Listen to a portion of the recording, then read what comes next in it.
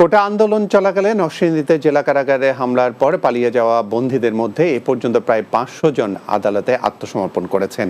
জমা পড়েছে লুট হওয়া বিভিন্ন অস্ত্র।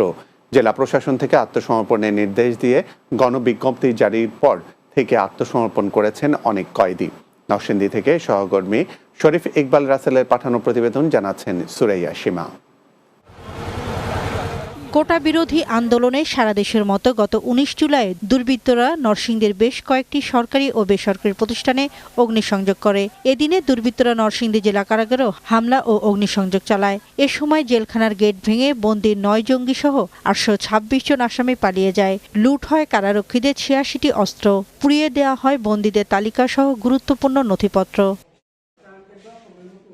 ঘটনার পর কারাগার পরিদর্শন করেন দেশের গুরুত্বপূর্ণ ব্যক্তিরা। এদিকে জেলা প্রশাসক ডক্টর বদিউল আলমের নেতৃত্বে ঘটনার 7 দিনের ব্যবধানে কারাগার সংস্কার শেষে বন্দীদের রাখার পরিবেশ তৈরি করা হয়। এছাড়া পালিয়ে যাওয়া আসামিদের আত্মসমর্পণ ও অস্ত্র উদ্ধারের লক্ষ্যে জেলা প্রশাসনের পক্ষ থেকে গণবিজ্ঞপ্তি জারি করা হলে পালিয়ে যাওয়া আসামিরা আত্মসমর্পণ শুরু করেন। এ পর্যন্ত প্রায় 500 জন আসামি আত্মসমর্পণ করেছেন।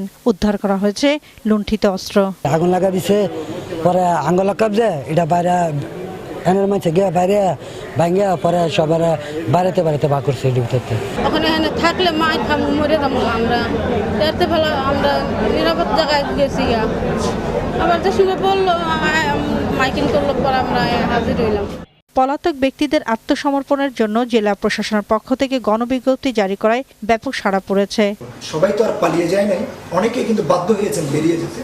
তাদেরকে দ্রুততম সময়ের ভিতরে তাদেরকে একটু অভয় দিয়ে তারা যেন আত্মসমর্পণ করে সেইটুকু ব্যবস্থা করে, এটা ছিল আমাদের জেলা প্রশাসনের অন্যতম উদ্দেশ্য। এটিকে মাথায় রেখে আমরা কিন্তু 20 তারিখ বিকাল থেকে আমরা কিন্তু প্রচারণা শুরু করি। প্রায় 447 জনের মতো আমাদের এখন কিন্তু আসামে আত্মসমর্পণ করেছে। আইন শৃঙ্খলা বাহিনীর সহায়তায় জেলা প্রশাসনের সার্বিক হস্তক্ষেপকে সাধুবাদ জানিয়েছেন সচেতন মহল। Desk report, Bangla TV.